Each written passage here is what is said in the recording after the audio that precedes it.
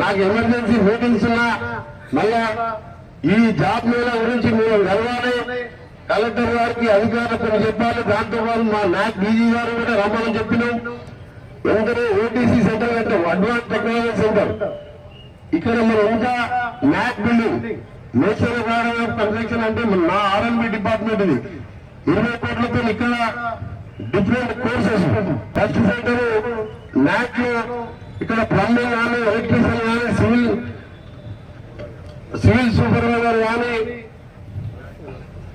Land surveyor tailoring fall ceiling ఇవన్నీ courses ఒక వారం రోజులు టోటల్ బిల్డింగ్ కూడా ఎయిర్ కండిషన్ బిల్డింగ్ వేసి ఇక్కడ అన్ని కోర్సెస్ కూడా స్టార్ట్ చేయాలని చెప్పి నిన్ననే మా డీజీ గారితో రివ్యూ చేస్తే వారికి ఇంత పెద్ద నాక్ సెంటర్ ఎక్కడ లేదు.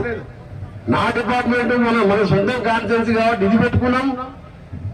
దగ్గర మేము సెటిల్మెంట్ సెంటర్ అంత పెద్ద సెటిల్మెంట్ సెంటర్ ఈ ప్రభుత్వం వచ్చిన తర్వాత ఎక్కడ పెట్టలే.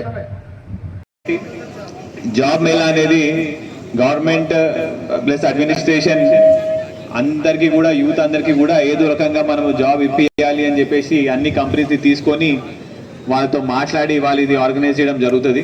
అయితే ఒక జాబ్ వస్తే వాళ్ళ కుటుంబం మొత్తం మారిపోతుంది. ఎవరైనా ఫ్యామిలీలో ఒక జాబ్ వస్తే will be the bread winning person. So ఈ జాబ్ అనేది మనకి హైదరాబాద్లో ఉన్నదా లేకపోతే ఎక్కడైనా దూరం కండి, ఎవరు కూడా అందరు కూడా ఫస్ట్ మీకు జాబ్ వచ్చిన తర్వాత ఎమ్మటే వెళ్ళి చేరిన తర్వాత then you think of something else. మేము చాలా వరకు జాబ్ మిల్లల్లో చూస్తున్నాము, ఈ జాబ్ మాకు ఇక్కడ హైదరాబాద్లో వచ్చింది, మేము నల్గొండలో ఉంటాము, మాకు ఎట్లా ఇబ్బంది కదా అనే ఉద్దేశం ఉంటుంది. ఆ ఉద్దేశం పెట్టుకోకండి. మీరు ఫస్ట్ హైదరాబాద్కి వెళ్ళి ఒక 1 year 2 years మీరు కష్టపడి ఆ జాబ్ మీకు అర్థమైన తర్వాత మన కెపాసిటీ ప్రకారం మన టాలెంట్ ప్రకారం మనం వేరే దానికైనా వెళ్ళొచ్చు. కానీ దూరం ఉన్నది ఇది నేను చేయలేను అని అట్లాంటివి ఎవరు పెట్టుకోకండి. It is a very very good opportunity.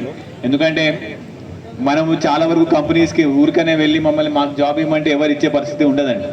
అట్లాంటిది గవర్నమెంట్ ప్లస్ మన డిస్ట్రిక్ట్ అడ్మినిస్ట్రేషన్ డివైఎస్ఓ గారు కలెక్టర్ గారు అందరూ కూడా కంపెనీస్ అందరినీ పిలిపించి ఇక్కడ మాకు అవసరం ఉంది అని చెప్పేసి ఇంత మంచి కార్యక్రమం ఆర్గనైజ్ చేసినారు. సో అందరూ కూడా దీన్ని మంచిగా సద్వినియోగం చేసుకోవాలని చెప్పి కోరుకుంటూ ఇంత మంచి కార్యక్రమానికి ఆర్గనైజ్ చేసిన ఆల్ ఆర్గనైజ్ అందరూ కూడా కంగ్రాచులేషన్స్ చెప్పుకుంటూ ముగిస్తున్నాను. Thank you.